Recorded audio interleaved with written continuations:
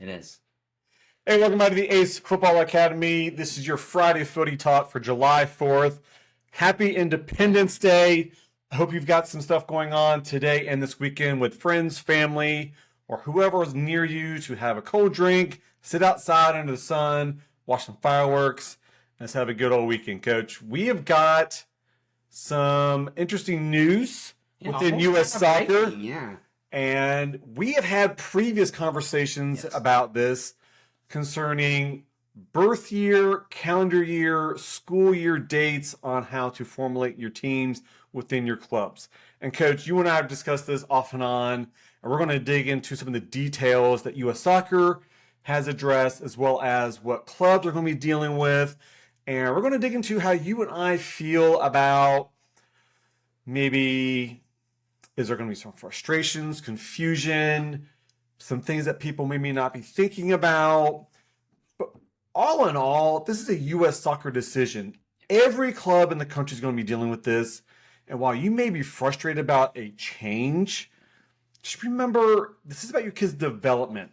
What team they play on is important, but what's more important is that they're playing with kids that they're familiar with, have good chemistry with, and sometimes a change to a new team forces them to make new friends, create new chemistry with players, and that is also part of their development. So, Coach, I'm going to give you a chance to give your feedback real quick before we dig into U.S. soccer. Do you have any tidbits you want to throw in here about the new date change? Yeah, I think everything that you said is very valid, right? It is this, we're switching from birth year to grade level, ultimately. They keep calling it, I don't forget what they call it, but basically that's what it is. They're going from birth year to grade level. And so that means the freshmen are going to play with the freshmen, and the juniors are going to play with the juniors, and the third graders are going to play with the third graders, which for me makes the most sense. With the way we do things here in America, it makes the most sense. But as you mentioned, it does create some issues. Back in 2016, we used to be a school year type thing. And in 2016, they moved to the calendar year to more align with FIFA. And I think that's where and we're going to get into that a little bit later, but I think that's where the most headache and most what is that going to look like is going to come with this change. But we moved to the birth year, and we've been doing it for 2016, so 9 years. Ultimately, going to be the start of the 10th year when they make the change, starting in the fall of 2026. So for me, it is more about, again, I personally agree with the change. I do. But I also understand the arguments from, my kid has played with that team for the last 8 years, 6 years, 7 years, whatever it is. And now all of a sudden, as a freshman, they're going to have to join a new team, or as a sophomore, whatever it is. So I do understand those arguments, and we'll get into those a little bit later. Yeah, I think you brought the right point here. Is the birth date change is more about the social circles. Correct. That these boys and these girls are going to be changing into.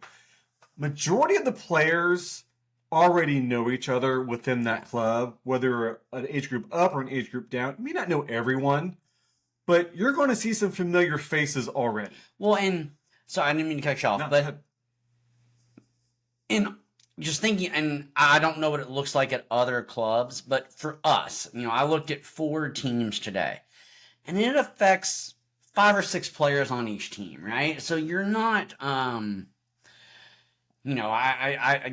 can't speak on this because I don't have a child. I'm just the coach. But it's not, I don't feel like it's going to be drastically different. And the other point you again just alluded to is outside of the social circles, you've got the club logistics. Now you've got coaches that may be moving. I used to coach because my son played on the team, And if my son was moving because of this new change, now you've got coach rotations because of this date year change. And I apologize, we haven't listed the dates yet. So U.S. Soccer has now adjusted the dates, no longer using calendar year, January to December. We are now going from August 1st through July 31st. So if your son was born, let's say it's my kid. My kid was born May 2013. So his team is going to be from August 1st of 2012. Yeah. And all those players through July 31st of 2013. That is his new team. Correct. And that means I may have had to change to a new team. So you got some 2012 boys moving to the 2013s, some 2013s moving to 2014s. Obviously, that's how that's going to go. Yeah. So now you're looking at a developmental balance. And I think that is the other part of this is now you've got kids who were born 6 months earlier compared to, in the fall time frame compared to the kids in the spring time frame. But coach, no matter what birth date you use, you're going to have the same situation. There's going to be Correct. kids born early in that time In frame. January, and later and a kid born in December. That developmental difference is always going to be there. So don't make that part of your frustrations when you see this type of change. No, I agree, and that's a great point. So I guess U.S. Soccer did some surveys. They got some feedback. They did a review. Sounds like over 15,000 stakeholders, responded. And so they have this new policy where we are making the change beginning in the fall of 2026. That I guess where my my personal confusion comes from is the way U.S. Soccer has released it. It almost sounds like, hey, we're making this movement, but you don't have to do it if you don't want to, right? It's kind of a weird... And I think prior to this, that was, and we've discussed this, they were saying, if you want to go birth year, go birth year. If you want to go school year. And that's one of the things we had discussed previously, and we thought that's just going to create mass confusion. Yeah. And some of your bigger clubs who have multiple teams can mix and match, and they can make things work through the seasons for themselves. And I'm glad they decided, okay, from what I'm reading, they are saying August 1st, July 31st, that is the new mandate. Yeah.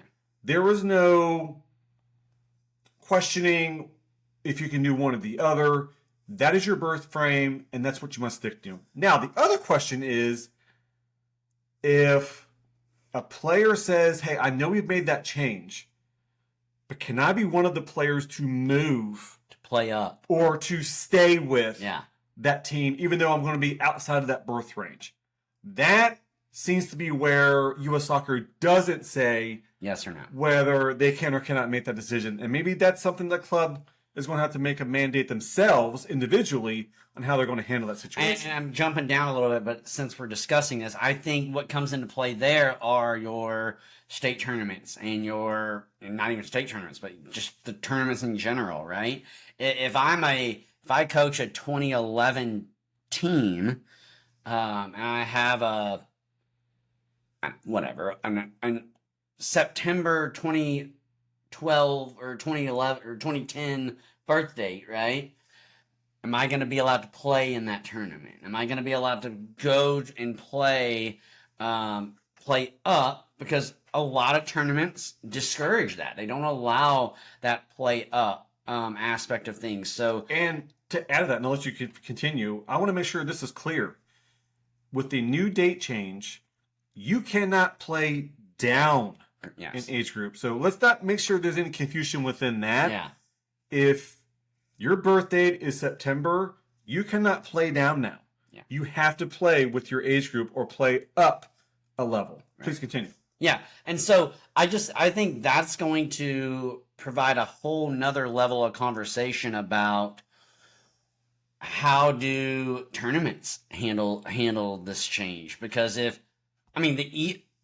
let's be honest, Coach. The easy thing to do, and it would piss a lot of people off, but the easy thing to do is just go, hey, this is the mandate. We're not making any exceptions. Go figure it out, right? That's the easy thing to do for U.S. soccer and for the tournaments and everything that we're talking about.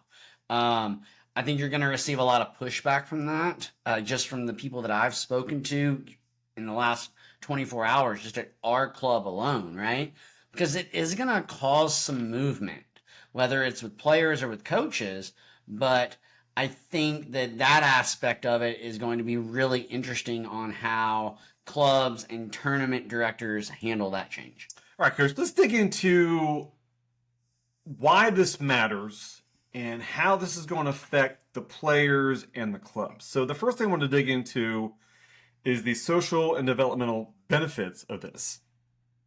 I think we all agree, and you've already made this comment, switching to a school year where you're already on teams with players in your grade seems to make sense. Correct. I mean, I know on my son's team, we've got at least 3 kids who are a grade school year below the other boys. And so now they're going to play with teams that are all in the same grade. Really, well, they should be in the same grade. Right. I mean, things could change, kids get held back, whatever it may be. But the concept of this makes sense because you're already going to school with a lot of these kids. You already know a lot of these kids because you've had sports programs, you've had school programs, you've got families that are friends with each other, having the kids in the same grade. It all makes sense. So now you've already got that chemistry. They've got those social bonds going on. And for the younger kids, already having a friend going onto a team helps with their confidence. You know, it's one thing to be nervous about getting to know the coach, but going to a team when you're 7, 8 years old, when you know no one, can be intimidating for kids that age. Yeah, and I would like to know how other travel sports do it. Like, I want to know, what does volleyball look like? Is volleyball, probably should have done a little research there, Coach. But to me, this is how the grade level is how it should be done, right? And maybe I'll get a little pushback from that, and I understand why they changed it to align with FIFA soccer, but let's be honest, most of these kids that we're coaching or seeing or playing are not going to reach the FIFA level.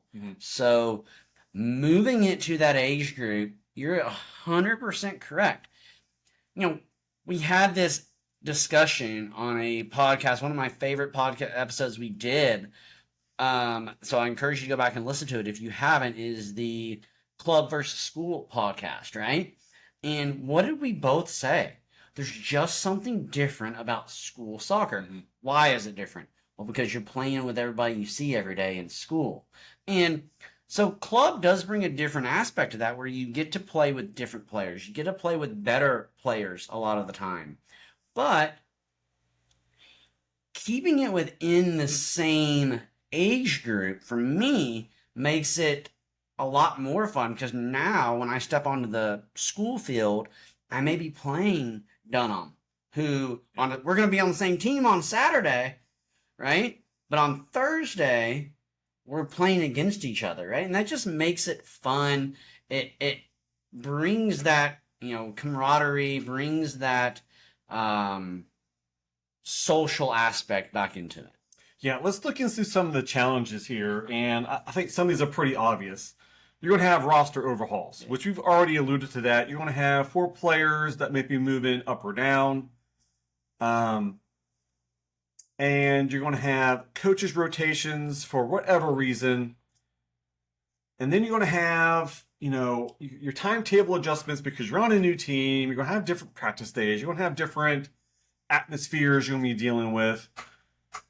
But one thing you and I, when we first started doing this podcast, we've had some conversations with some college coaches, with some, recruiter assistance people. And the one thing that they all said is kids don't know how to deal with challenges, and they don't know how to deal with change. Cool. And one of the things I tell my kid is, I need you to get comfortable with being uncomfortable. Yeah. And basically it comes down to is, if I'm going to a new team, it's my job to go into that team making an effort to introduce myself, to make new friends, to talk to the coach. If you're just going to sit there and quiet, you're going to remain uncomfortable. And the whole idea is to get yourself comfortable with your new environment. And that's my encouragement to the parents and to the kids here. This isn't a bad thing. I know some people are going to be really frustrated because their kids going to move to a different team. They're going to have a different coach. There's going to be a different atmosphere. In the long run, that's a good thing. At a young age, we're developing them a life skill to learn to be uncomfortable and make that situation comfortable over time. Yeah, no, 1,000%, and I couldn't have said it any better because you're absolutely correct. It's gonna cause a lot of pushback, right? Because there are going to be players and parents and mamas and daddies and grandmas who I've been playing with Dunham for 4 years, and now I gotta go play with Hamilton because of this new change. Why can't you just let me stay with him and I'll play up, you know? That's going to be the number one argument. It is. And so I think that's where U.S. soccer needs to step in and say, they either, because I do think they are putting it on the club still. We're moving to this change, but I think they need to say something to the effect of, okay, 11v11, and you and I talked about this off air. This is kind of where I feel. All right, we're not going to mess with the 11v11 teams. If they want to stay as they are, they can stay as they are. And just understand that 2011 Chris may be playing up for a lot of the season with his 2010s because he's going by the birth year rule. Or, okay, 2011 Charlie is going to drop down and play with his birth year. So, almost to the point where you leave it up to the coaches, to the player, the families. But you're right. That's going to be, I think, the biggest challenge that this is going to face. And what would make this so much easier is if U.S. Soccer just came out and said, hey, there is no wiggle room here. Boom, you're going to play. And they may not come out and say it like that, but I think what they may do is use, like for us, it's the President's Cup, right? The Challenge Cup, the State Cup. Mm-hmm. They're going to take those tournaments and say, to play on that roster, that team, you have to be within the birth year. And then I think that changes everything for a club. And I think you said that perfectly. U.S. Soccer needs to make the comment, removing any gray area. Correct. Removing any confusion. Removing any argument that a parent can come in and say, well, it doesn't specifically say we have to do that. Correct. Yeah. And if you're leaving that up to the club, now you're going to have, well, this club is doing it one way. This club's doing it a different way. Yep. And I got a third club that's doing it, similar to what they're doing. And now kids could be leaving clubs to go to other clubs because it fits the way we need to remove the confusion. Yeah, absolutely. And again, I understand. I mean, just like any leadership, just like you don't remove the confusion because you don't want to be the bad guy, right? Yeah. You don't want to get the 4,000 Facebook comments, right. And you don't want to get the bad publicity that they're making us do this, they're forcing us to do this.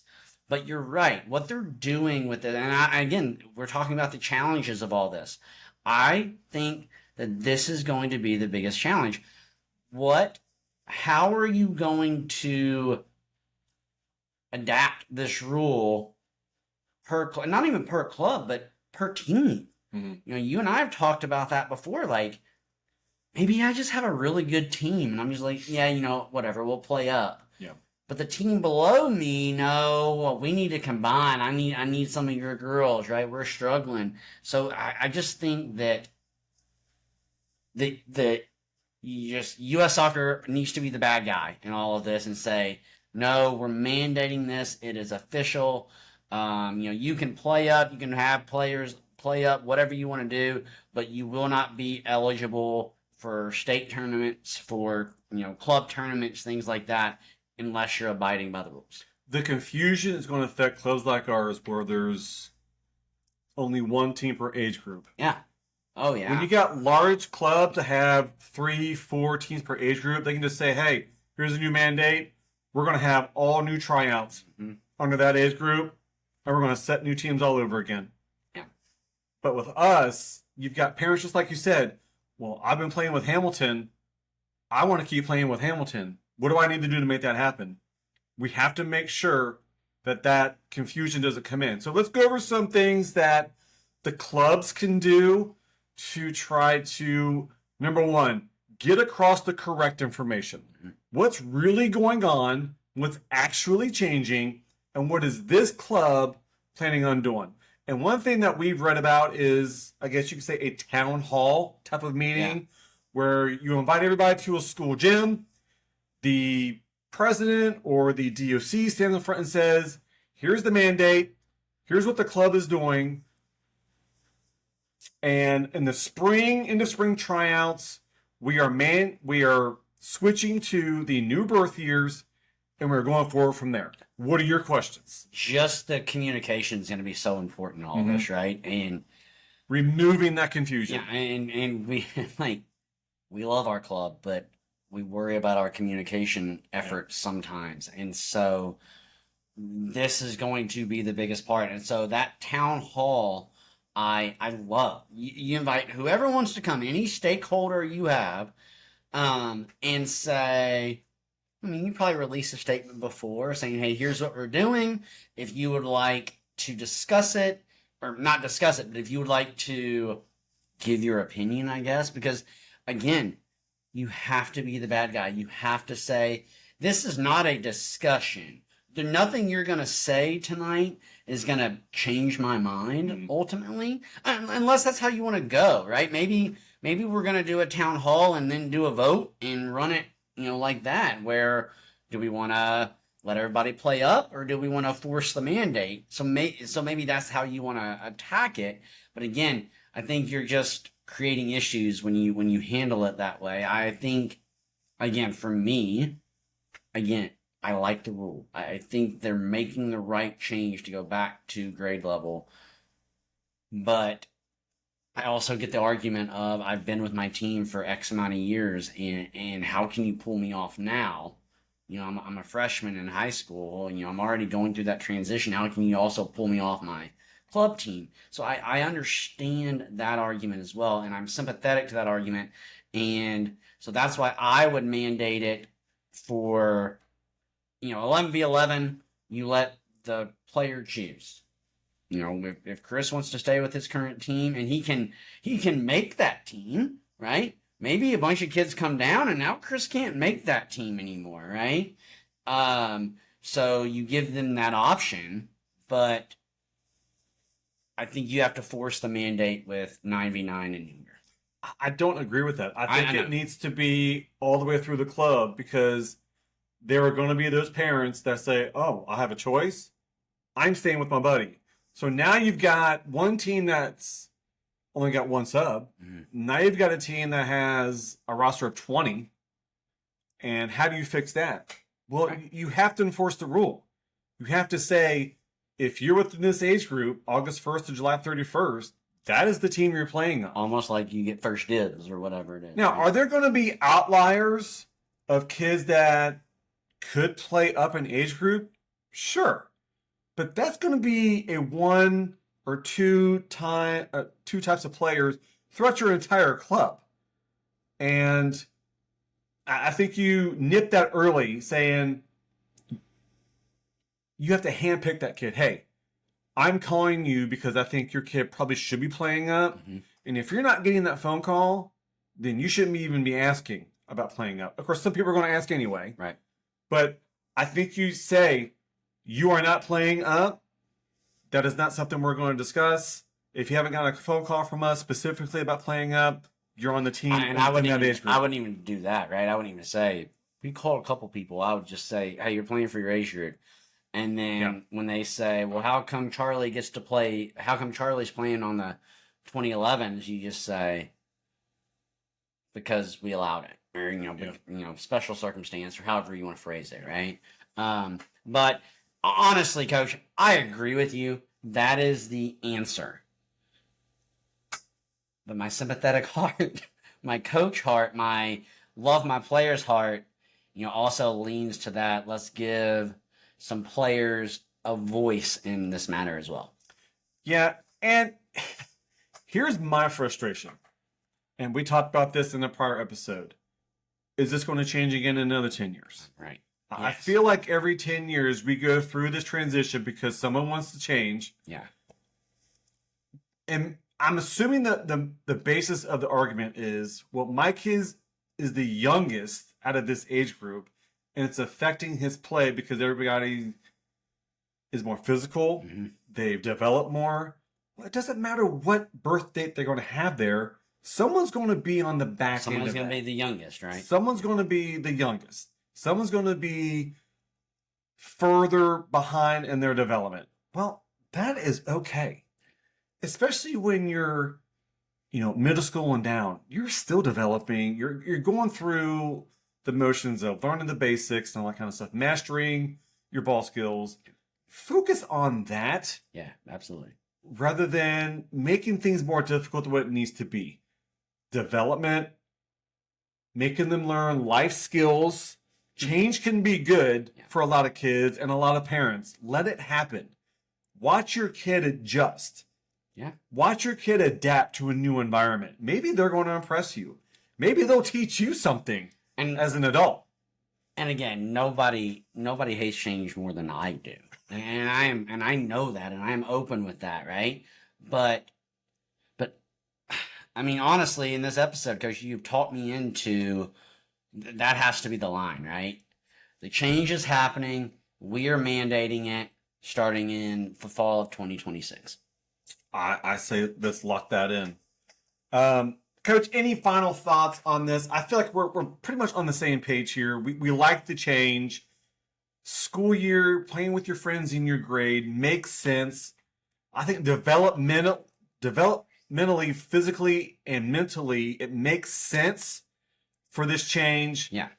I think the only thing that we want to encourage is here's the mandate, stick firm to it, and just not budge from it. Yeah, and I guess I will just close with saying clubs, DOCs, presidents, you have to get out in front of this, right? You can't wait until 2 days before spring tryouts and go, oh, hey, by the way, you may not be on the same team in the fall because of this new like, you need to go ahead and get it out there now. I think it's going to, again, and this is why I hate the gray area of all this, because if you mandate it, if U.S. Soccer says, hey, this is what we're doing, you don't have a choice, then every club is going to be the same, right? Right now, the way I read it is that you're going to have that option to play up, quote unquote, play up. And that's where it's going to get a little dicey. If Madison United doesn't allow people to play up, but club Y does, then maybe we lose players, maybe we lose coaches. And so I don't know. I think it's going to be so important that, and it doesn't sound like U.S. Soccer is going to do this, but if they would just mandate the mandate. Right? Yeah, and I'll end with this. We're about out of time here, Coach. Number one, if you're the parent, don't be upset with the club. Yeah. This is a nationwide change here, and everyone is going through these changes. Just make sure you understand the change is what it is, and let's be honest here, it's not worth getting that upset about. Everyone's going to go through it. I understand there's going to be some frustrations. U.S. Soccer does have an age group tool you can check out to see how your kids are going to be affected by this, on what team they're probably going to end up playing on. I encourage everybody to go to U.S. Soccer and check that out. If you have questions, contact your local club, your DOC or your director of club, director of rec soccer, and see how these changes are going to affect you and what the club's plans are to get ready for this change. But either way, the change is happening.